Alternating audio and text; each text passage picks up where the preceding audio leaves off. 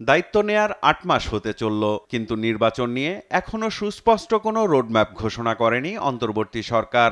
শুধু নির্বাচন কেন্দ্রিক সংস্কার শেষ করে একটি গণতান্ত্রিক সরকার গঠনের জন্য দ্রুত নির্বাচন দেওয়ার দাবি জানিয়ে আসছে বিএনপি। দলটির দাবি, নির্বাচিত সংসদই ঐকমত্যের ভিত্তিতে সংস্কারের বিষয়ে সিদ্ধান্ত নিতে পারবে। অন্যদিকে ছাত্রদের নবগঠিত রাজনৈতিক দল এনসিপি সহ বেশ কয়েকটি দলের দাবি, সব সংস্কার শেষ করেই দিতে হবে নির্বাচন। বিএনপি নেতাদের দাবি, দেশে একটি গণতান্ত্রিক সরকার প্রতিষ্ঠা ছাড়া কোনো কিছুতে শান্তি ফিরবে না। নির্বাচনের রোডম্যাপ না দেয়া পর্যন্ত বিএনপির আন্দোলন চলবে বলেও দাবি তাদের। আমাদের ইস্যু একটাই, আমরা অবাধ সুষ্ঠু গ্রহণযোগ্য নির্বাচন চাই, যেটা আমরা গত 16 বছর থেকে দেখতেছি। আমরা সেটা যতক্ষণ না হয় ততক্ষণ আমরা আন্দোলনে আসি। আন্দোলন দরকার হলে আরও জোরদার করা হবে, কিন্তু আমরা অবাধ সুষ্ঠু গ্রহণযোগ্য নির্বাচনের মাধ্যমে জনগণের সরকার প্রতিষ্ঠা করতে চাই।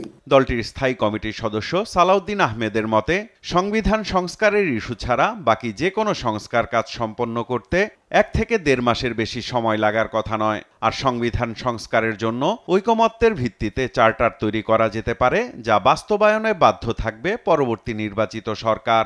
শুধু সংবিধান সংস্কার সংক্রান্ত বিষয়গুলো বাদে এমন কোনো সংস্কার প্রস্তাব নাই, আমরা দেখি নাই যেটা এর ভিতরে বাস্তবায়ন করা সম্ভব নয়। সুতরাং কিসের দোহাই দিয়ে ওনারা লম্বা সময় নিতে চান? এইভাবে একবার ডিসেম্বর, একবার জুন, এই সমস্ত কথা উনি বারবার যে সুইং করছেন, উনি তার বক্তব্য থেকে শিফট করে যাচ্ছেন। সেটা না করে যদি একটা রোডম্যাপ দিতেন, তাহলে পরে বাংলাদেশে যে একটা অনিশ্চিত রাজনৈতিক অবস্থার মধ্যে মানুষ আছে, সেটার অনিশ্চয়তাটা কেটে যেত। কারো এজেন্ডা বাস্তবায়নের জন্য বিলম্বে নির্বাচন অনুষ্ঠানের চেষ্টা দেশের মানুষ মেনে নেবে না দাবি সালাউদ্দিন আহমেদের। অন্য কোনো উদ্দেশ্য থাকলে সেটা জাতির সামনে খোলাসা করুন।